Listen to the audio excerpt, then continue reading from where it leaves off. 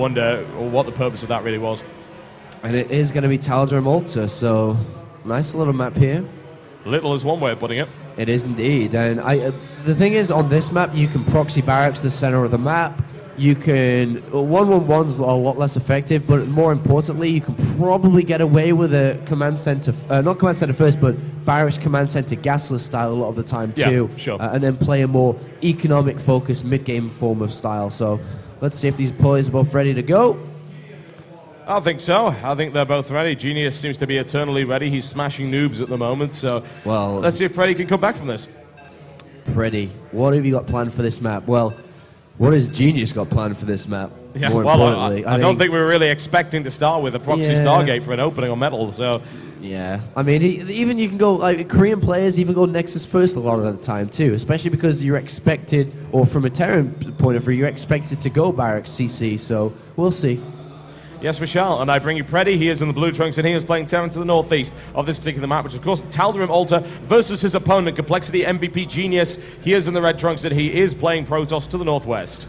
The thing with going Nexus first or some form of economic focused game is that you run the risk of just being like directly countered and lose the game there and then. So as a player going into a game thinking you're the better player overall, you shouldn't be taking that many risks. I mean, as long as the game goes on, he's going to be the better player. He's going to have the better macro, multitasking, mechanics, and so on and so on. So he should be trying to play as long as possible, unless he does a decisive build like we saw previously, where he's like, well, to be honest, Apollo, I can just win in 3 minutes. So I'm just going to do that and go home early. So that may be something that he want to do also. Yeah, I can just imagine him doing that. He's just wearing a smoking jacket, sitting on a large velvet red armchair. He spins around slowly, gazing around the room with a certain sense of complete superiority, and he says, well, you know what, Apollo, I could win this game in 3 minutes, and then chortles and smokes upon a pipe.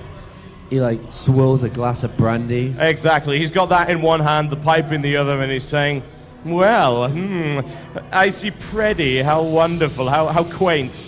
Well, never underestimate European players. You should never do that. They can take bites out of your ass if you aren't looking. Well, there's the gas been thrown down, so that may be a bite in the bum. Potentially. Well, depending on what happens from it, of course. So, meanwhile, pretty standard so far from Genius. Is going to go ahead, throw down that second pylon, then pretty much go ahead and scout. So there's the second pylon. Here's the scouting probe. Depending on where it goes, this is like a weird thing a lot of Protoss players have been doing recently, is scouting so late. It's like, why scout so late or don't scout at all? I mean, scout early or don't scout at all, because you've got 1 in 3 chances to actually find the right one. Find the right one to get in. If you don't go in at the first one, there's going to be a Marine stopping you. So it's like, it's a bit of a gamble to take. Why risk the probe, you know? And, I mean, in this case, he's going to be able to go in and probably go past the Marine as well, so...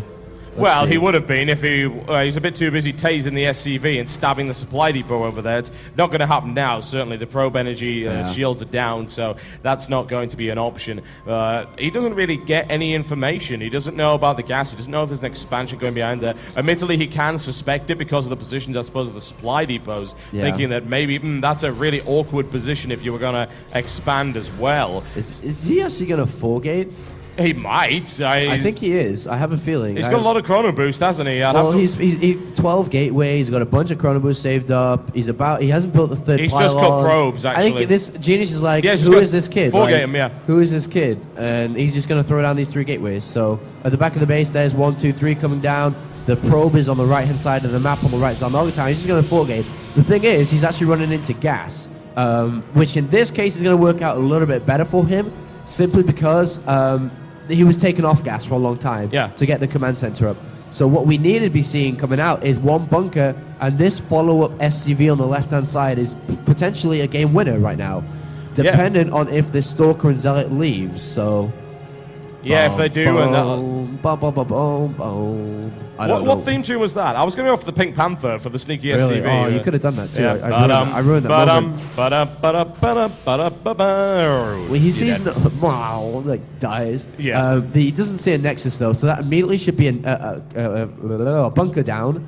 You can't argue the point of throwing a second bunker down, but at least one. But This is going to be so difficult. He can literally run past this bunker. Well, actually, maybe not with the Marauder there, but still, he can warp in on the low Marauder ground has no at conch least. shell. That's what's really concerning me right now. No conch. He actually went for stim as well, which is definitely the wrong decision, considering you can't get stim out that fast. And He's going to pick off the Marauder before the bunker's done. Yeah, he is. Yeah, oh God. Oh, PredY, baby. PredY from Czech Republic. Genius from Korea says no, I'm afraid not.